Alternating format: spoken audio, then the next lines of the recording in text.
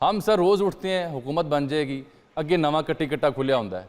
ये कमिश्नर साहब कोई आम कमिश्नर नहीं है, ये पिंडी जैसे शहर के कमिश्नर हैं। 1 साल से वहाँ तयनात थे। तो अगर वाकई इनकी कोई साख मजरूह थी और जहनी मरीज थे तो ये लगे क्यों हुए थे?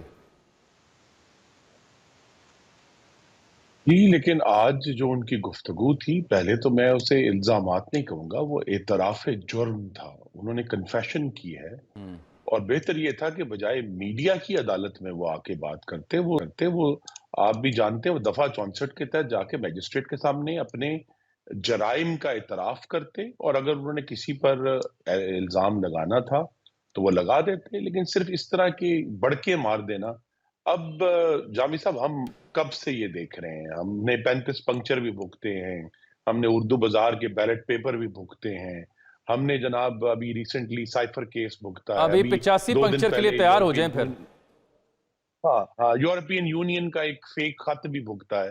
तो एक ही जगह से झूठ का एक बाज़ार है, जिन इल्ज़ामात में कोई हकीकत साबित नहीं हुई। मैं 2 चीज़ें आपके सामने रखना चाहता हूँ। एक तो ये है कि 2013 में उस भी एक साहब अफ़ज़ल खान नामी आए थे, जिनको इसी तरह मीडिया ने इलेक्शन बहुत कमीशन उछाला के। था। लेकिन जब उनको अदालत में बुलाए जी, उन्होंने इलेक्शन कमीशन मरहूम फ़खरुद्दीन जी जी इब्राहिम इब्राहिम। जैसे एक इंटेग्रिटी वाले शख्स पर इल्ज़ामात लगाए थे।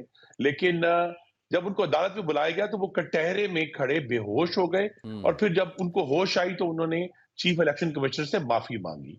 दूसरी बात ये है कि जब तमाम धरना हो गया तो सुप्रीम कोर्ट और ये बात बहुत सारे आपके नाज़रीन भूल चुके हैं कि सुप्रीम कोर्ट ऑफ पाकिस्तान में पूरा एक केस चला था 2013 के इंतखाबात की धांधली के इल्जामात के मुतालिक और उसके आखिर में वो सारा जो कहते थे जी हम वैगने भरकर सबूत लाए हैं, सुप्रीम कोर्ट ने वो रद्दी कर दी और कहा कि किसी मुनज़्ज़म धांधली का सबूत नहीं मिला। तो लिहाजा ये जो इल्जामात हैं, सिर्फ इल्जामात की बुनियाद पर तफ्तीश नहीं हो सकती। अभी चूंकि 18 दिन उनके रह गए हैं, रिटायरमेंट में थे, उन्होंने आज इस्तीफा दे दिया है, लेकिन मेरी उनसे गुजारिश होगी कि वो सोमवार के रोज सुप्रीम कोर्ट जाए, उनके पास जितने भी सबूत और शवाहिद हैं वो दाखिल करें। लेकिन इस तरह नहीं हो सकता कि हर मीडिया पर आकर कोई इल्जाम लगाए और सुप्रीम कोर्ट उसकी तहकीकात शुरू कर दे। ये जो इस किस्म की फिशिंग है, ये हमने पहली दफा देखी है और इसने पाकिस्तान की जो सियासत है उसको पॉइजन किया है और ये एक मुस्तकिल अब एक अमल हो गया है कि पाकिस्तान में जो लोग अनारकी और फिस्तायत लाना चाहते हैं वो हमला आवर है पाकिस्तान की रियासत के ऊपर, जिसका आज हमने एक मिसाल देखी है। आप दुरुस्त कह रहे हैं इस हद तक। मेरी भी प्ली यही थी अली मोहम्मद खान साहब के सामने बहसत साफ़ी भी कि आपका इल्ज़ाम अपनी जगह, लेकिन सबूत कुछ आना चाहिए ताकि कंक्रीट एविड था। लेकिन हज़रत अलमिया ये है कि ये कोई आम शख्स इल्ज़ाम नहीं लगा रहा ना, ये एक सीजन ब्यूरोक्रेट है जिसकी ग्रेड 21 में भी होनी थी प्रमोशन, जो नहीं हो सकी मेरी इतलात के मुताबिक, और चंद हफ्ते रह गए उसकी रिटायरमेंट में। और फिर ये पाकिस्तान के अहम तरीन एक शहर में तयनात है जिसका नाम रावलपिंडी है और उसकी अहमियत किसी से ढकी छुपी नहीं है। तो एक शख्स काहे को अपने लिए अजियत, जेल और अजाब का इंतखाब करे अपनी रिटायरमेंट से पहले, ये वो दलील है जो हमें मजबूर करती है सोचने पे कि आखिर इन इल्ज़ामात में कुछ ना कुछ तो होगा। देखिए ना, सीजन ब्यूरोक्रेट को इतने सीनियर ये हमारे अफसर थे, तो इनको अच्छी तरह मालूम है कि इलेक्शन करवाने वाली जो चेन ऑफ कमांड है उसमें कमिश्नर का कानूनी किरदार है ही नहीं, सिफर है। बराह रास्त जो डिस्ट्रिक्ट रिटर्निंग ऑफिसर हैं वो इलेक्शन कमीशन ऑफ पाकिस्तान से डील करते हैं। Deputy commissioner district returning officer थे इस इंतखाबात में।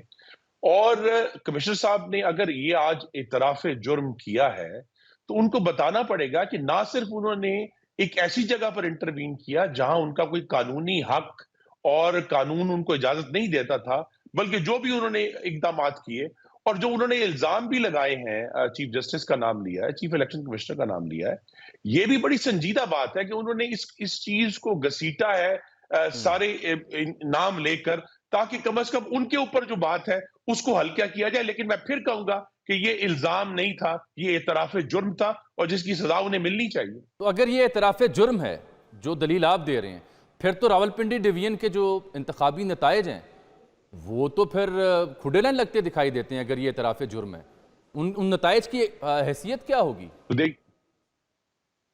तो उनकी हैसियत मुसल्लमा है और वो कायम है, क्योंकि जब तक ये सबूतों के साथ ये बात नहीं करते, इनकी बात जो है वो एक मीडिया की अदालत में तो अवाम के सामने आई है, लेकिन यूं लगता है कि जब कानून के सामने ये जाएंगे तो अफजल खान साहब की तरह कटहरे में बेहोश हो जाएंगे। ठीक, ये बात अपनी जगह दिलचस्प है।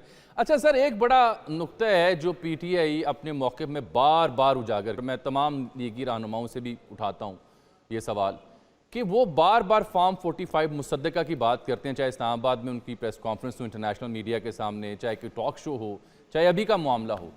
कि हर्ज ही क्या है कि नून लीग जहाँ से जीती है रावलपिंडी डिवीजन से, वो तमाम लोग जो हैं वो फॉर्म 45 मुसद्दका वो भी दिखा दें कि देखें जनाब ये फॉर्म 45 है जो पीटीआई मांग रही थी। देखिए, ये फिर वही एक मेला इल्जामात है जो पंक्चरों से शुरू हुआ है और खत्म होने में नहीं आ रहा। उन्होंने साबित करना है, अगर वो इल्जाम लगा रहे हैं कि उनके पास वो फॉर्म 45 हैं और वो मुसद्दका है, ये उनके ऊपर ये बारे सबूत है और उन्होंने इलेक्शन कमीशन के पास जाए और वो इंशाल्लाह आई थिंक ट्राइब्यूनल जो है वो अगले सोमवार को आने 2 दिन बाद बन जाएंगे, उसके सामने जाकर पेश करें।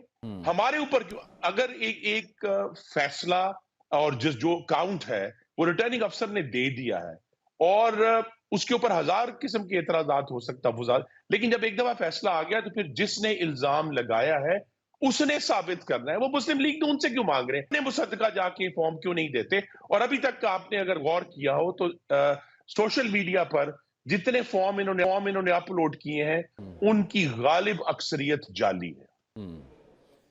इससे हटके खुर्रम साहब जो आपने देखा है एक शख्स ने, बल्कि मैं आपके नाजरीन ने देखा होगा, तस्वीर देखी होगी कि एक हार पैदा हुआ है जाली फॉर्म 45 का, और वो यही तरीका है। और ये जो फिर मैं कहूंगा कि जो मेला इल्जामात है जो 2014 से कम हमारे सामने आ रहा है, इसका कहीं ना कहीं तो हमें इख्तिताम करना होगा।